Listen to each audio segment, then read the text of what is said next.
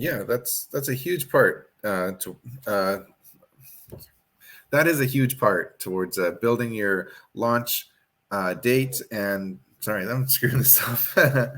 um, let's see. So what do I want to say here? So we talked about building an audience, and yeah, okay. So I'll just say, um, and what else do you do when you're preparing to launch a Kickstarter? So you've built your audience, you've gotten the word out to them. What's the next step?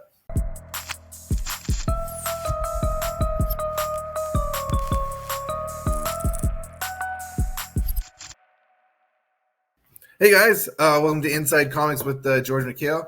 Really quick, if you like this kind of content, make sure you are subscribed and you tell a friend about it. Today, my guest is Benny Powell. Benny, thanks for being on the show. Hi, no problem. Yeah, so you are the editor-in-chief at Absolute Comics Group, and you're the head writer there. You write the White Widow comic, and I Make Boys Cry. And we have a Kickstarter out right now for White Widow issue 7 and Resilient issue 2, which I write. And the Kickstarter is live right now, and it's doing gangbusters. We're super excited about this. Sorry. Yeah, it's White Widow, Bloody Tokyo. In order to find it, and I'm sure you'll have the link and everything in there. But yeah, it's doing really well. Thankfully, we had an unfortunate hiatus due to certain world events, as people are saying. So I'll be honest, there was this moment of, do people even still care like at this point? But yeah, it's doing really well. And we're very happy with it. But that kind of goes into a topic we were just talking about is, building your audience to prep for launching things like that, because I come from old school marketing background. I started out at Marvel, but then when Marvel was going through bankruptcy, I decided, when all my editors got fired the same day, I might need a different kind of revenue stream just to be a little bit more safe. And I went into the world of marketing and learned a lot. And one of the basic tenets is building your audience for anything you do. And so whether you're doing Kickstarter or Indiegogo, or even trying to sell direct, sell through your store, it all comes down to audience. So email by far is the most productive way. And one of the quick and easy ways that we built up an audience was Jamie, for years, had been going out. Jamie Tyndall, partner in White Widow, had been going out and building his email list every time he would go to a convention. And I'd been doing the same thing. And so we kind of were able to combine those lists, as well as Facebook. Twitter, not as much. Instagram had just kind of started. So I suck at Instagram. I'm better on TikTok and Facebook. Those are what I'm good at. But Jamie's pretty good on the other platforms. But find your strengths, find the things that you're able to do.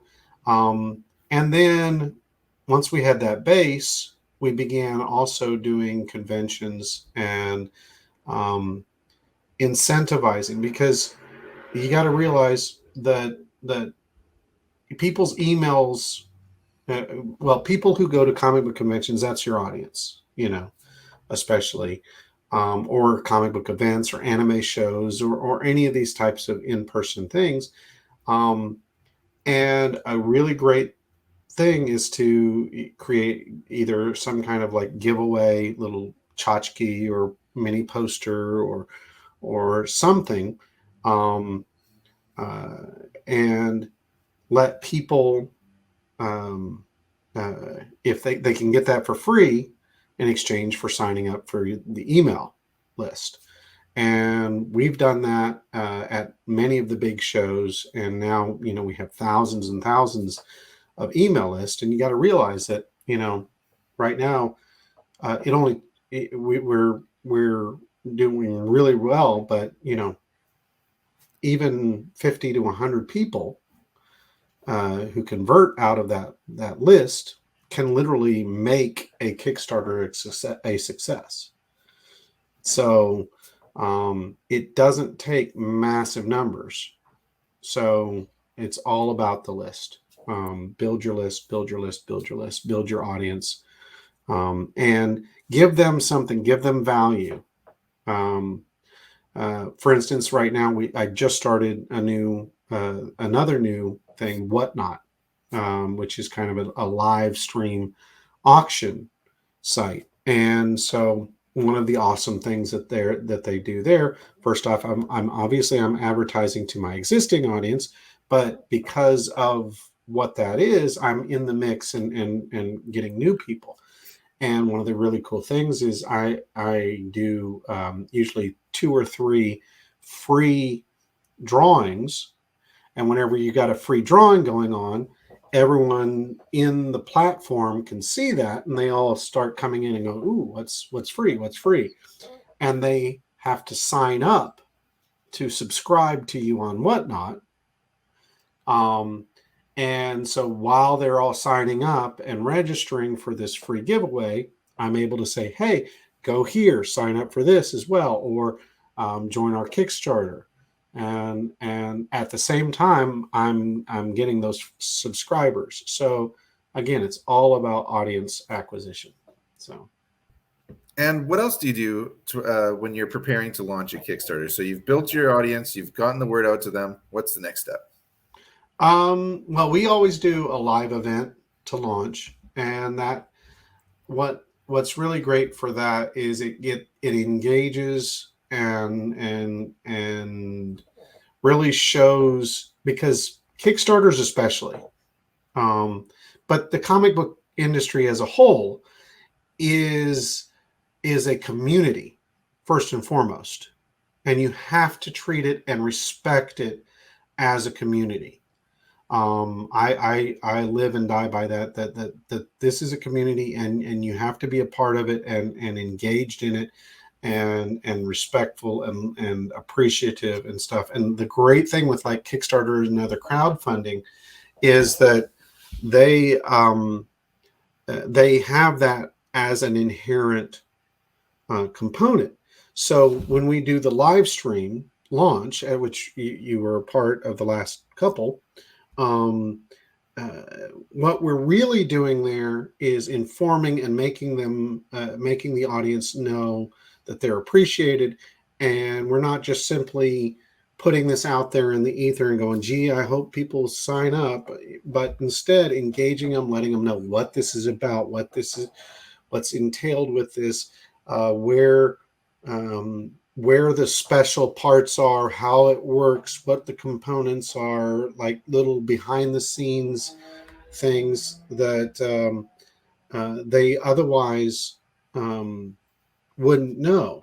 And that's the key is engaging with that audience. So you've got the initial audience and your core audience, and you treat that with respect, and you engage them. You get them, "Hey, can you guys help?" And I've seen them out there saying, "Hey, join this," and helping spread the word, because they're not just consumers. You don't, in this industry, if you treat your audience as just consumers, as just a payday, then they're gonna get bored with you or never engage with you.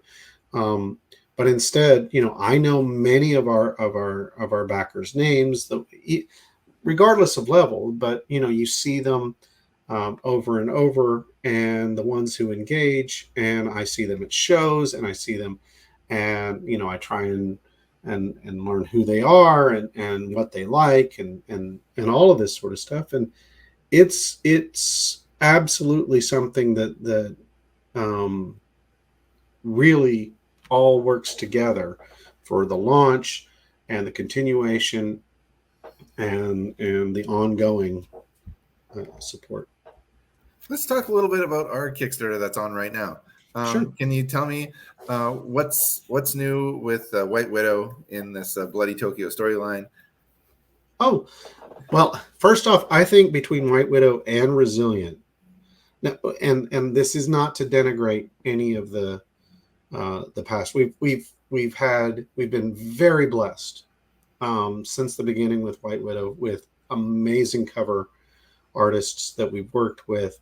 Um, but uh, the level and the amount the amazing artistry that is on display with this Kickstarter is just it blows me away.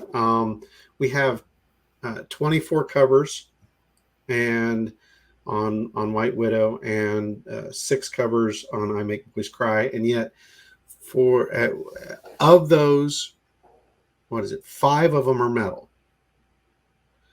So at $100 each, that'd be 500 just for those 5 metal. And yet we've got to where we tried to make it to where a massive bundle price for $600, so like $100 more than just for the metal, you can get all 24 White Widow and all 6, so 30 covers for $600, which is a huge amount. I mean, I don't think I've seen any Kickstarters that have that wide of an array of covers for with that many metal, and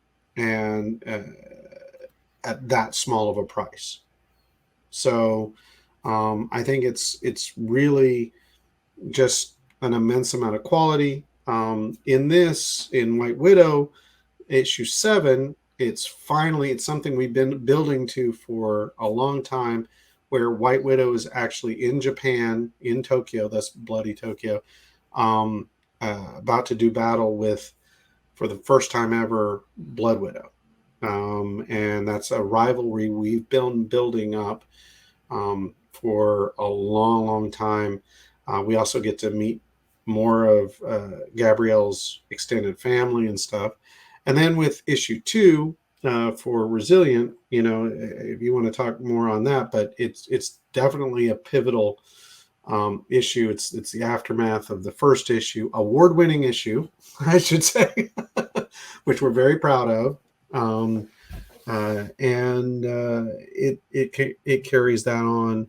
And yeah, so let's see. Resilient is a story of a judo teacher that loses her arms in a demining expedition in Cambodia. Her husband has a sordid past that catches up to him, and it's up to her to take her cybernetic prosthetics, her kung fu skills, and her katana to go rescue her man. And in issue 1, you see her lose those arms, and in issue 2, you see just how strong this woman is, because before she gets her arms, she kind of acclimates to her new situation of being a double amputee. It was really important to me to portray our character as strong, not just because of these robotic fists of hers, but also because of her will and her internal fortitude. It's just that she can kind of muscle through when the chips are really down. And so that's what you see in issue 2, is just how tough this woman is. So yeah, we're excited to have both these books be on Kickstarter right now. There's a link in the description of this video. So guys, I hope that you found this episode helpful. There's some Kickstarter tips in here, like to build your audience, to do a live launch, and I hope you'll come out and support our books. Benny Powell, I want to thank you for being on the show. No problem. Awesome. I'll see you next time. Peace. Bye.